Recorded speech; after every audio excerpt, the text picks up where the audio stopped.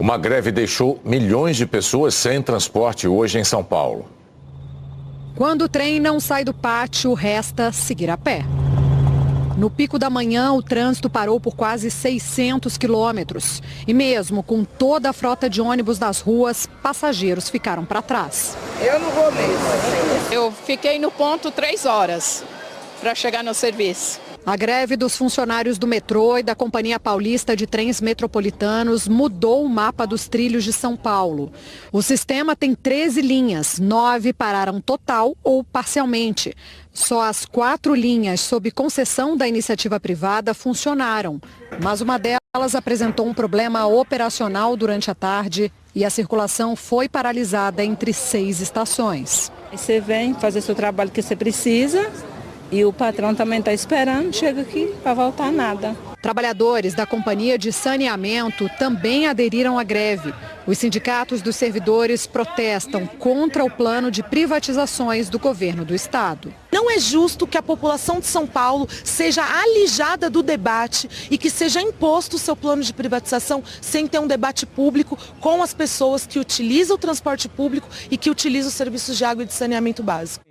Em entrevista ao Estúdio I na Globo News, o governador de São Paulo, Tarcísio de Freitas, do Republicanos, disse que a sociedade vai participar do debate. O rito de uma privatização pressupõe a consulta pública, pressupõe a realização de audiência, ou seja, há o espaço oportuno para a manifestação, assim que esses estudos são prontos, eles são submetidos à sociedade, isso faz parte do rito. Agora, bloquear o acesso ao cidadão, a bloquear o acesso ao transporte público, não faz o menor sentido. É uma greve política porque não tem o que ser reivindicado. Nós não estamos tratando de dissídio, é um abuso realmente e o cidadão está sendo privado. A Justiça determinou que 100% dos trens circulassem nos horários de pico e 80% no resto do dia, com multa prevista de R$500 mil.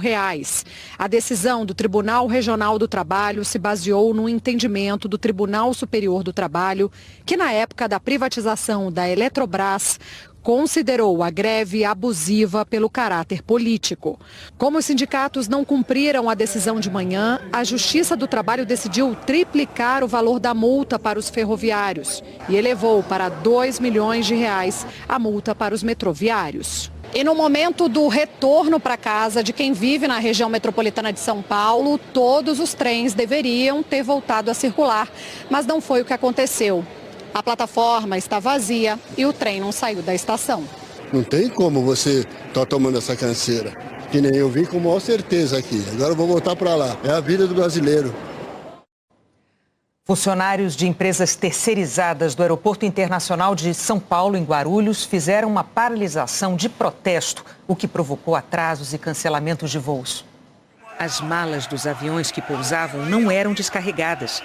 Os trabalhadores são contra a proibição de uso de celulares nas áreas de carga e descarga. Essa restrição foi imposta porque traficantes trocavam etiquetas de bagagens de passageiros por malas com drogas. O sindicato argumenta que os funcionários ficam totalmente isolados, mesmo que precisem de comunicação com filhos pequenos, mulheres grávidas e parentes doentes. A concessionária que administra o aeroporto afirma que acionou uma operação de contingência para contornar os problemas gerados com a paralisação. Em agosto, a indústria brasileira voltou a ter resultado positivo. A produção aumentou 0,4%. Na comparação com agosto do ano passado, cresceu 0,5%. Mas a produção ainda está 1,8% abaixo do patamar pré-pandemia. A cotação do dólar comercial subiu hoje para R$ 5,15. E o principal índice da Bolsa de Valores brasileira caiu 1,42%. Tem a ver com uma expectativa de que os juros nos Estados Unidos vão continuar altos para combater a inflação deles. Isso afeta decisões de investidores internacionais sobre o destino que vão dar ao dinheiro. Na Bolsa de Nova York, a queda foi de 1,29%. O presidente Lula sancionou hoje o projeto de lei que regulamenta o Desenrola, o programa de renegociação de dívidas, e também o projeto que limita os juros rotativos do cartão de crédito. Foi o primeiro despacho desde as cirurgias para colocar uma prótese no quadril e para retirar excesso de pele das pálpebras. Por recomendação médica, o presidente não pode receber visitas por 2 semanas. Um dos maiores eventos de inovação da América Latina começou hoje no Rio. Professor e aluno numa sala vazia. Mas olhe com os óculos virtuais e veja que a aula de inglês ficou bem mais atrativa e realista. O que você está sentindo aí? Eu estou sentindo um respingo de água caindo, como se fosse uma cachoeira de verdade. Você está vendo o quê? Uma cachoeira. O inglês é aquilo, o aluno passando por uma oportunidade dessa, pode ser que vire uma chave e que o aluno daí para frente tenha uma relação completamente diferente com o idioma. 2.500 startups brasileiras e internacionais vão se encontrar na Rio Innovation Week até sexta-feira. Oportunidade de apresentar soluções para o mercado. E do mercado sair daqui com inovações. Vou falar 5 afirmações e você pode concordar ou discordar. A pesquisa, conduzida pela personagem, deixa o estudante mais à vontade para dizer como se sente. Na maioria dos aspectos, minha vida está próxima do meu ideal. E a escola acompanha o humor do aluno mais de perto. A futura professora testou e quer contar com a tecnologia quando chegar a vez dela. Eu espero trabalhar em uma escola pública que tenha todos esses equipamentos para as crianças que não têm nenhum tipo de condição poder vivenciar essas experiências. Tecnologia e inovação também na substituição de materiais. Parece couro, mas o tecido aqui foi produzido por bactérias. Já virou roupa, bolsa. Algumas peças desfilaram na São Paulo Eco Fashion Week. E vai ser usado também na medicina, como em curativos. Esse material ele é totalmente vegano, biodegradável, praticamente não gasta água na produção, não tem produtos químicos especiais. A linha que muitos processos de inovação buscam é chegar num produto ecológico, sustentável e que dê resultado economicamente. É o que está sendo mostrado aqui. Um fio que pode ser usado na indústria têxtil, feito com o que hoje vai para o lixo. A matéria-prima? Pelos de cães que ficam nos pet shops depois da tosse. Já foram produzidas bolsas e malhas. Pela patente, eles podem usar pelos descartados de 6 raças. Ela é prima da lã, da própria seda, onde você vai estar inserindo isso em novos mercados. Não vai ficar aquele cheirinho de cachorro molhado quando lavar, né? Já fizemos vários testes, onde ela não fica com cheiro. Então é um excelente produto e é uma grande oportunidade aí pra gente. O Amazonas está enfrentando uma seca especialmente grave este ano. O nível dos rios baixou mais do que a média, você tem visto no Jornal Nacional. E uma das consequências disso é o fogo na mata. Altas temperaturas, estiagem e vazante dos rios. Uma combinação extrema. Os focos de incêndios florestais vão se espalhando e a fumaça também. Agentes do IBAMA e brigadistas começaram hoje a combater o fogo próximo a Manaus. O governo do estado disse que o Amazonas vai receber aviões de Brasília e de Mato Grosso do Sul para ajudar neste trabalho. O município de Iranduba, na região metropolitana, é um dos que mais registram focos de incêndio. No mês passado, foram 81. Por aqui, a seca também é intensa. Comparando ao período de rio cheio, a mudança do cenário é impressionante. Este aqui é o canal por onde entra a água do Rio Negro no distrito de Cacau-Pireira, no município de Iranduba. Agora é um córrego. As casas flutuantes estão em terra e muitas embarcações também ficaram encalhadas. Só nesta região, mais de 2.000 famílias já sofrem as consequências da seca. Só o Rio Negro já desceu mais de 12 metros este ano. A casa da Maria de Fátima está sobre uma água empoçada. E água potável por aqui só comprando. A sorte é que ela está ganhando para vigiar este barco que encalhou no que agora é o quintal da casa dela. Pegou bastante surpresa todo mundo. Tem barco, lancha, tudo encalhado. E vários flutuantes que estão para lá, sem luz, sem água, sem uma situação terrível. Mais de 170 mil pessoas já foram afetadas pela seca. O governo do estado disse que vai perfurar poços em comunidades ribeirinhas próximas a Manaus para dar acesso à água potável. Dragas estão no Rio Solimões para permitir o escoamento mínimo das embarcações, mas a operação ainda depende de autorização do DENIT. Uma comitiva do governo federal deve chegar amanhã a Manaus. O vice-presidente Geraldo Alckmin disse que o governo federal vai destinar 138 milhões de reais para instalar 2 dragas, no Rio Solimões e no Rio Madeira. O objetivo é facilitar a navegação que ficou prejudicada pela seca. A Eliana Marques vai contar a previsão do tempo para a gente. Boa noite, Eliana. Oi, Renata. Boa noite para você, para o Bonner e boa noite para você. Manaus só teve 2 meses com chuva acima da média nesse ano.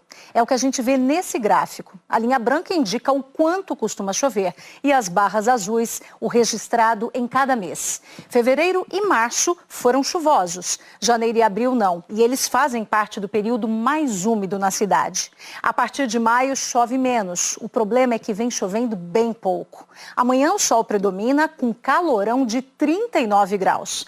Em Rio Branco e Palmas, 38, em Porto Velho e Boa Vista, 37. Em Macapá, 35. Em Belém, 34 graus. Além das altas temperaturas, tem o ar seco. Por isso, a umidade fica baixa e o risco de fogo aumenta. Na Amazônia e em grande parte do Brasil. No interior do Nordeste, índices menores ainda. Em Teresina, 39 graus por mais um dia. Em Cuiabá, 40. Em Campo Grande, 35. Em Goiânia, 34. Com esse calor, não dá para descartar alguma pancada de chuva forte. Já do Pantanal de Mato Grosso até parte do Acre, tempo firme. E também do leste do Amazonas ao Recôncavo Baiano. No sul e oeste da Bahia, no norte de Goiás, incluindo o Distrito Federal, no norte de Minas Gerais e do Espírito Santo, previsão de pancadas de chuva. Mas risco de temporal mesmo em outra parte do país. Um ciclone extratropical vai se formar no oceano. A frente fria dele é que vai avançar, provocando tempestades, principalmente no sul. Em Porto Alegre e Florianópolis, são esperados 50 milímetros de chuva. Em Curitiba, 40. Muita chuva também, com ventos fortes, granizo e raios, na metade norte do Rio Grande do Sul e em todas as regiões de Santa Catarina e do Paraná. A partir da tarde, as instabilidades chegam ao sul de Mato Grosso do Sul, oeste e sul de São Paulo, litoral paulista e a região metropolitana. Em São Paulo fica abafado, com 31 graus. Depois vem a chuva e ela se estende até quinta-feira, quando chove muito mais. No Rio de Janeiro pode chover forte amanhã à noite e também na quinta-feira, com máximas de 34 e 32 graus. Uma boa noite, Bonner e Renata. Boa noite. A seguir, o STF condena mais 3 golpistas pelos ataques de 8 de janeiro. Uma proposta de emenda constitucional em debate no Congresso pretende liberar a comercialização de plasma humano e a entrada de empresas privadas na coleta e no processamento. O líquido amarelado extraído do sangue humano serve de matéria-prima para produzir medicamentos essenciais para quem sofre de doenças hemorrágicas. O Adriano tem hemofilia, uma alteração genética que prejudica a coagulação do sangue. Desde 2012, ele consegue de graça, pelo SUS, este medicamento à base de plasma, que evita que um simples machucado vire um sangramento que pode até ser fatal. Mas ele diz que nem sempre foi assim. Era bastante limitado, porque não tinha como, né, exercer algumas atividades sem se machucar, ou até mesmo sem exercer nada, né? Fazendo essa profilaxia, eu estou prevenindo de ter hemorragias e as idas ao hospital também são reduzidas ao máximo, né? A Constituição brasileira estabelece que só o Estado pode produzir e comercializar os chamados hemoderivados, produtos à base de sangue. Mas até hoje o país não é autossuficiente na produção de medicamentos desse tipo. Isso porque ainda não tem todas as instalações necessárias para usar o plasma separado do sangue para fazer os remédios. Transformar plasma em medicamento é uma das atribuições da Hemobras, uma estatal criada em 2004. Mas a empresa não funciona plenamente porque o complexo industrial que começou a ser construído 13 anos atrás em Pernambuco ainda não está pronto. Hoje todo plasma doado em hemocentros, como esse aqui em São Paulo, precisa ser enviado para laboratórios no exterior. Lá o líquido é processado e retorna ao Brasil na forma de medicamentos de alto custo, oferecidos gratuitamente pelo SUS. Uma proposta de emenda constitucional que pode ser votada amanhã na Comissão de Constituição e Justiça do Senado quer permitir que empresas privadas possam participar desse processo. Segundo o texto da PEC, essas empresas privadas poderiam coletar, separar e comercializar o plasma humano. A Associação Brasileira de Bancos de Sangue defende a PEC porque alega que ter tanto empresas públicas quanto privadas atuando no setor pode ser bom para o país. É importante a gente ter fábrica nacional, ter fábrica pública, ter fábrica privada aqui dentro. Porque você vai usar essa matéria-prima, você vai gerar emprego, você vai criar tecnologia, você vai ter medicamento disponível e você vai gerar imposto, inclusive. A presidente da Associação Brasileira de Pessoas com Hemofilia, Mariana Bataza, é contra a entrada da iniciativa privada prevista na proposta. Porque, segundo ela, os interesses do setor privado podem acabar criando uma espécie de mercado, o que prejudicaria o acesso dos pacientes a medicamentos que hoje são gratuitos. A ideia é que o governo continue provendo essa medicação para os pacientes e que não se tenha um mercado privado, porque se houver um mercado privado dessa medicação, dessas medicações, aí a gente já vai entrar num outro contexto, que é como de outras patologias, e aí entra num outro contexto muito complicado da mercantilização, né, da doença. O presidente do Conselho Nacional de Secretarias Municipais de Saúde, Richan Hamida, que é contra a PEC, diz que o SUS precisa ser o único a fazer a distribuição. Eu não posso deixar que o mercado regule o acesso ao sangue, né? E o que a PEC propõe é justamente essa possibilidade. Então, a partir do momento que o mercado vai regular com relação a valor, consequentemente acesso, o princípio do SUS da equidade, ele corre um sério risco. O presidente do Instituto Coalizão Saúde, Cláudio Lutemberg, é a favor da PEC. Ele afirma que a iniciativa privada pode acelerar o acesso a medicamentos mais modernos. E em saúde, a questão do tempo faz parte de uma das prerrogativas de qualidade. A gente precisa de respostas imediatas. O conhecimento científico é muito grande nessa frente de hemoderivados. Atribuir essa responsabilidade de acompanhamento dessa incorporação tecnológica a uma estrutura pesada de Estado é um equívoco. Nós temos que dar uma resposta mais rápida que a sociedade tanto almeja. Eu não acho que o Estado está pronto para ter esse tipo de movimento. A ministra da Saúde, Nízia Trindade, discorda. A ministra afirma que, se aprovada, a PEC do plasma vai comprometer o atendimento gratuito aos pacientes e ainda trazer o risco de desabastecimento, porque, segundo ela, as empresas privadas poderiam eventualmente decidir vender plasma brasileiro para outros países. A expectativa do Ministério da Saúde é que esta PEC não seja aprovada, uma vez que ela significa um retrocesso frente ao sistema que foi implantado a partir da Constituição de 1988. E também um risco futuro, né, uma vez que o sangue é um elemento fundamental para pensar a vida e é também, a partir dos seus derivados, um componente estratégico para o país. Não podemos ter desabastecimento nem de sangue para pessoas que precisam de transfusão e tampouco dos hemoderivados tão importantes para várias doenças. A Hemobras declarou que a fábrica vai ficar pronta até 2025. A partir desta semana, os brasileiros vão começar a receber o novo modelo de passaporte. Quem pediu o passaporte desde sexta-feira passada, dia 29 de setembro, já vai receber o novo. As mudanças começam na capa. O brasão ficou um pouco menor que no último passaporte de 2019. E as páginas do novo modelo vêm com figuras que representam a flora, a fauna e a cultura de todas as regiões do país. A versão atualizada tem também novos itens de segurança. Imagens, por exemplo, que só podem ser vistas com luz ultravioleta. Tudo para dificultar falsificações. Nos fundos invisíveis fluorescentes está escrito litoral e também os nomes dos biomas brasileiros: Cerrado, Mata Atlântica, Caatinga, Amazônia, Pantanal, Pampas.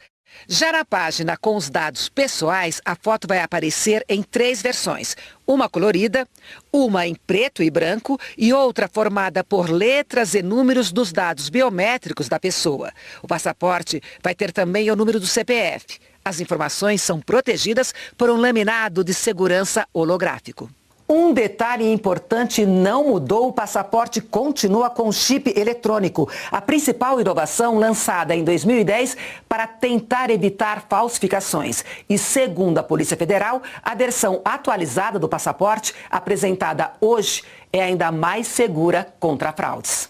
Além do treinamento que nós submetemos todos os policiais federais que atuam em fronteiras, em aeroportos, nós também atualizamos todos os nossos equipamentos de forma a ler com precisão esses documentos, não havendo, por isso, qualquer tipo de possibilidade de falsificação. A troca do passaporte não é obrigatória e a taxa de emissão não vai mudar, R$ 257,25. O Senado adiou a votação da mini-reforma eleitoral aprovada em setembro pela Câmara. Dessa forma, nada vai mudar nas eleições municipais do ano que vem. O texto prevê, entre outros pontos, menos tempo de inelegibilidade para políticos condenados. A PEC da anistia também não vai valer nas próximas eleições. A proposta livra os partidos de cumprirem as cotas de gênero e de raça. O texto está parado na Câmara. O Tribunal de Justiça do Distrito Federal condenou em segunda instância Jorge Washington de Oliveira Souza e Alain Diego dos Santos Rodrigues. Eles tentaram detonar uma bomba nos arredores do aeroporto de Brasília no dia 24 de dezembro do ano passado. Os dois já estão presos. Na nova condenação, a pena de Jorge Washington aumentou de 9 anos e 4 meses para 9 anos e 8 meses de prisão. A pena de Alain dos Santos diminuiu de 5 anos e 4 meses para 5 anos. Eles também vão ter que pagar multas de R$ 24.200. O Supremo Tribunal Federal condenou mais 3 réus dos atos golpistas. Davis Baek, João Lucas Gifone e Moacir José dos Santos vão cumprir penas de 12 a 17 anos de prisão, inicialmente em regime fechado. A maioria dos ministros acompanhou o voto do relator, Alexandre de Moraes, no plenário virtual. Até agora, 6 golpistas foram condenados pelos ataques do dia 8 de janeiro. Nos Estados Unidos, o juiz do caso em que Donald Trump é acusado de inflar o valor de bens pessoais dele, proibiu comentários públicos sobre a própria equipe. Trump tinha criticado uma integrante da corte numa rede social. Depois ele apagou a publicação. Ele voltou hoje ao tribunal e negou qualquer fraude. E o filho do presidente americano, Joe Biden, também compareceu hoje a um tribunal. Hunter Biden se declarou inocente no caso em que é acusado de ter comprado ilegalmente uma arma de fogo em 2018 e de ter violado uma lei federal ao omitir que era usuário de drogas na época. Se for condenado, Hunter pode pegar até 25 anos de prisão. Pela primeira vez na história dos Estados Unidos, o presidente da Câmara foi removido do cargo. O republicano Kevin McCarthy perdeu o posto depois de um racha dentro do partido dele. Deputados da ala mais radical ficaram insatisfeitos com o acordo que McCarthy fechou no sábado com os democratas para aprovar o orçamento do governo de Joe Biden a poucas horas do fim do prazo. O Partido Republicano está sem liderança e tem uma maioria estreita na Câmara. 3 cientistas ganharam o Prêmio Nobel de Física por pesquisas que ajudam a entender o universo dos elétrons. O húngaro Ferenc Krauss e os franceses Anne L'Huillier e Pierre Agostini desenvolveram um método que permitiu observar os elétrons. São partículas tão pequenas e velozes que apareciam como borrões nos microscópios mais avançados. O Comitê do Nobel afirmou que a descoberta vai permitir o desenvolvimento de microscópios eletrônicos mais precisos e diagnósticos médicos mais rápidos. A seguir, um júri popular vai julgar os acusados de matar Philips e Bruno Pereira.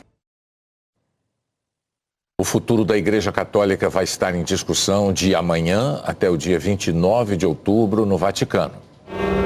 A necessidade de renovação fez o Papa Francisco antecipar o que deve ser um embate com a ala ultraconservadora da Igreja na Assembleia do Sínodo que começa amanhã. O Vaticano publicou ontem à noite uma resposta a um questionamento feito por 5 cardeais aposentados. Eles pediam explicações sobre várias questões do mundo moderno e perguntaram ao Papa: é possível que a Igreja hoje ensine doutrinas contrárias às que pregava antes em matéria de fé e moral? Na resposta, o Papa Francisco não excluiu a possibilidade de que possam existir formas de bênçãos para as uniões homossexuais, mas reafirmou que o matrimônio é uma união exclusiva, estável e indissolúvel entre um homem e uma mulher. Francisco ressaltou que a caridade pastoral deve estar presente em todas as decisões dos sacerdotes, que não podem ser juízes que apenas negam, rejeitam e excluem. Quanto à ordenação de mulheres, o Papa declarou que pode ser objeto de estudo. Pela primeira vez, 70 não-bispos, homens e mulheres, terão direito ao voto no sínodo. O Papa Francisco procurou reforçar que a palavra divina continua imutável, mas afirmou que as mudanças culturais e os novos desafios da história podem estimular a Igreja a expressar melhor certos conceitos. A Justiça Federal do Amazonas decidiu que um júri popular vai julgar os acusados de assassinato do indigenista Bruno Pereira e o jornalista Dom Phillips. Um júri popular vai julgar Amarildo da Costa Oliveira, o irmão dele, Ozenei da Costa Oliveira e Jefferson da Silva Lima, pelos crimes de duplo homicídio qualificado e ocultação de cadáver. Bruno e Dom desapareceram na manhã de 5 de junho de 2022, quando cruzavam de barco um trecho de rio no Vale do Javari, interior do Amazonas. A Polícia Federal e o Ministério Público concluíram que Bruno e Dom foram assassinados em uma emboscada, planejada e executada pelos 3 acusados, que Bruno foi morto por combater e denunciar a pesca ilegal em áreas indígenas, e que Dom Phillips foi assassinado porque estava no barco com Bruno. Os 3 réus estão em presídios federais por determinação da Justiça. O juiz Welderson Pereira decidiu que eles deverão ficar presos até o dia do julgamento, que ainda não teve data marcada. Segundo a perícia da Polícia Federal, Amarildo e Jefferson perseguiram de lancha o barco de Bruno e Dom. Ainda de acordo com a PF, Amarildo e Jefferson atiraram de espingarda contra as vítimas. Ozenei se encontrou com os dois em seguida. O laudo do Instituto de Criminalística da Polícia Federal, concluído em dezembro de 2022, apontou que Bruno e Dom foram mortos com 4 tiros de espingarda. Dom foi atingido uma vez. 2 disparos acertaram Bruno nas costas e um terceiro no rosto. Este último, quando ele já estava desacordado. Durante a reconstituição do crime, Jefferson da Silva levou os policiais até o local em que os corpos foram esquartejados e queimados. Os advogados dos 3 declararam que vão recorrer da decisão. A defesa afirma que Amarildo e Jefferson agiram em legítima defesa e que Ozenei não estava no local na hora das mortes. O advogado que representa a família de Bruno Pereira disse que a decisão respeita o ordenamento jurídico. Eu acredito que esse sentimento seja compartilhado não só pelas famílias, tanto do Dominic como do Bruno e seus representantes legais, mas também por todos os brasileiros e ingleses, né? No sentido de que a marcha processual tem sido no sentido da efetivação da responsabilização criminal dos responsáveis diretos pelos homicídios dos dois, né? Das 2 vítimas. A Polícia Federal prendeu hoje em Brasília Jackson Antônio de Jesus Costa. Ele é suspeito de chefiar a facção criminosa envolvida na morte do policial federal Lucas Caribé no mês passado em Salvador.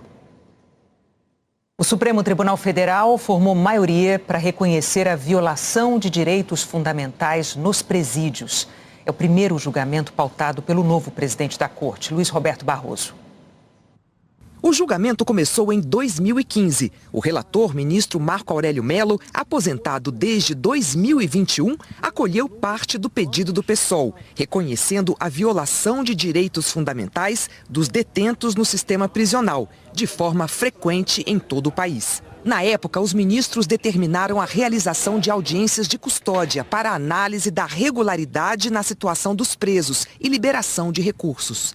Em 2021, o plenário do Supremo começou a julgar o mérito da ação. Na época, o ministro Luiz Roberto Barroso pediu vista, suspendendo o julgamento. Hoje, como presidente da Corte, ele trouxe a ação de volta à pauta. Barroso ressaltou que a população nos presídios cresceu quase 60% entre 2009 e 2019. Barroso acompanhou o relator e sugeriu uma série de medidas a serem tomadas pelos governos estaduais e federal.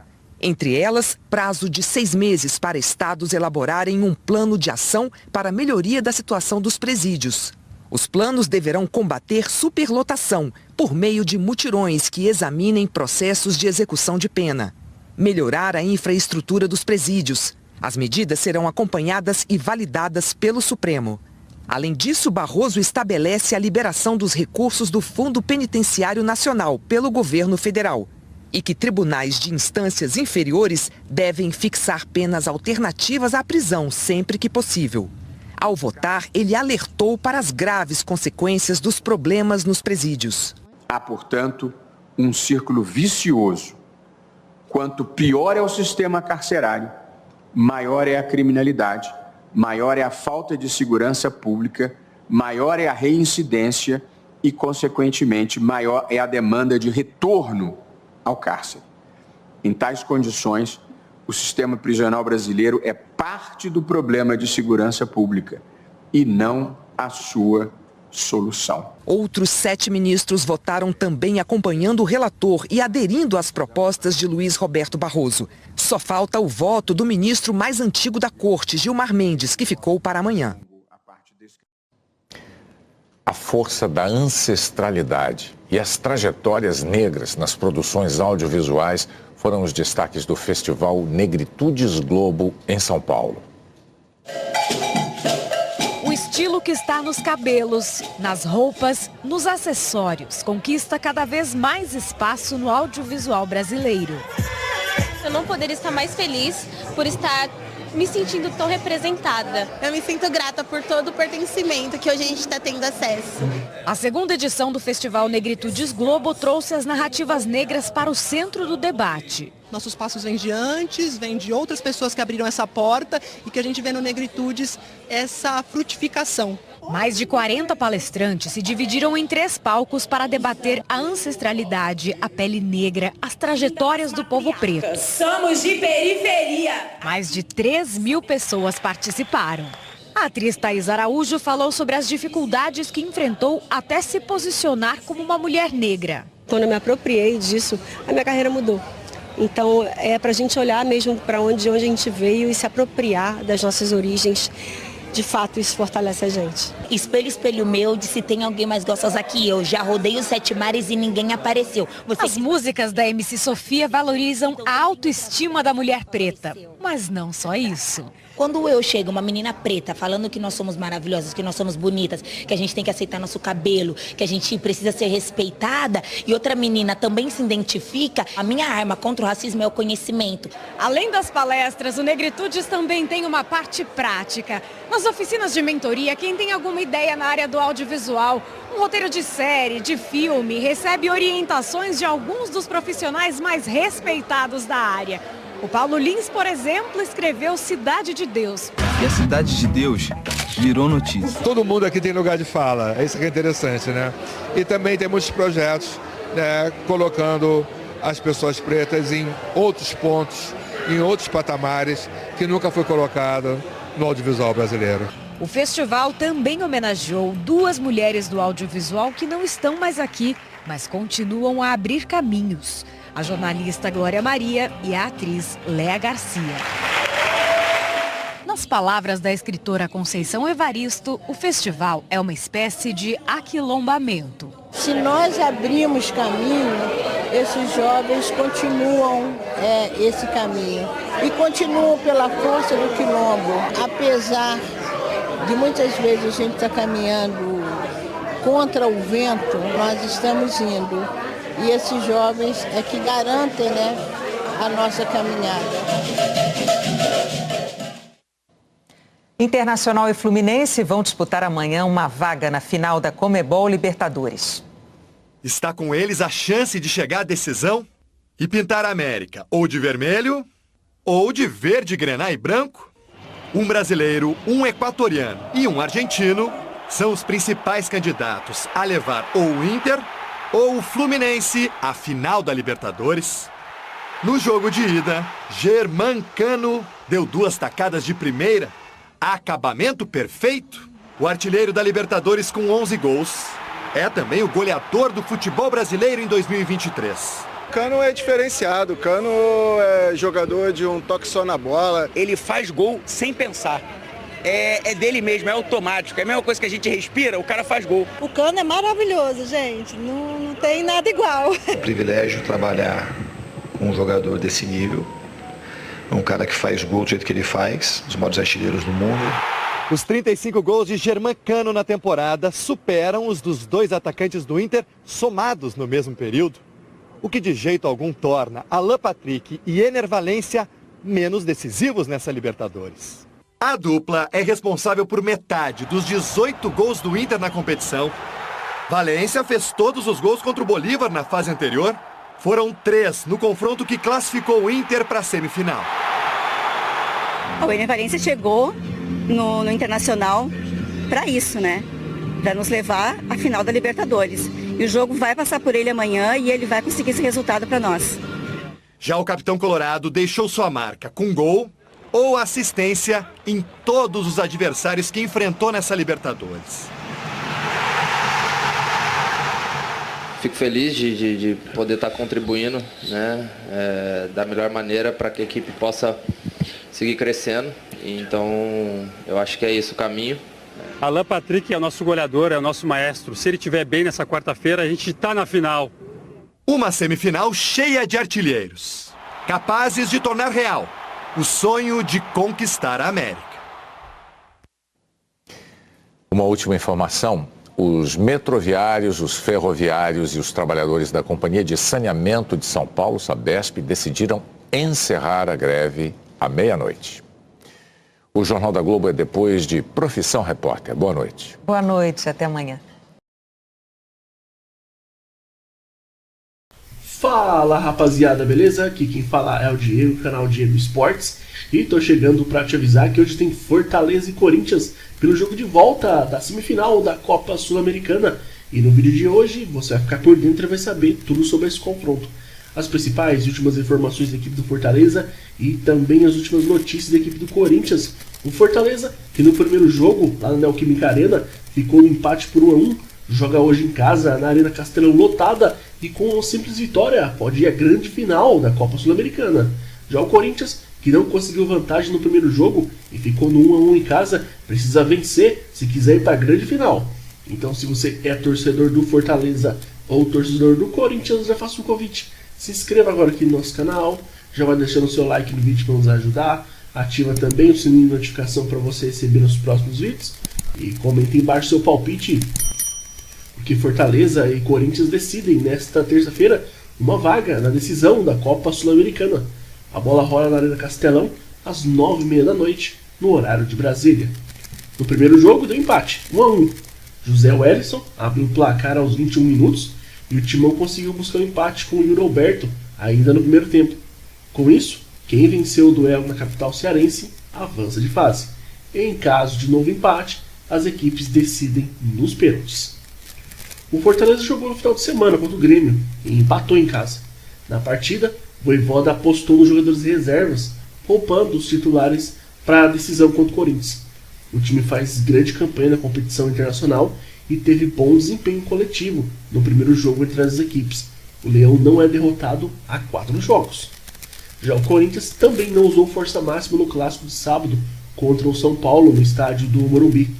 A equipe até saiu na frente, mas levou a virada e caiu 2 posições no Brasileirão. O auxiliar Sidney Lobo, que ficou no banco por conta da suspensão de Mano Menezes, deixou claro que o foco estava total na Sul-Americana. Nessa noite, Mano fará sua reestreia pela equipe alvinegra. Pelo lado do Fortaleza, com os titulares poupados no duelo do Brasileirão, a tendência é de que Voivoda aposte em força máxima na decisão. A mudança em relação ao último jogo deve ser no ataque, já que Marinho está com um estiramento ligamentar no joelho. Pikachu, que atuou contra o Grêmio, deve assumir essa vaga. Então, provável escalação do Fortaleza deve ter o João Ricardo, Tite, Brits, Bruno Pacheco e Tinga, Caio Alexandre, José Wellison e Pochettino, Guilherme, Pikachu e Lucero. Já pelo lado do Corinthians, a grande dúvida no time titular é se Matias Rojas começa entre os 11. Desfalque nos últimos 2 jogos por uma pequena lesão no músculo posterior da coxa esquerda. O meia se recuperou, treinou na segunda-feira e viajou para o elenco.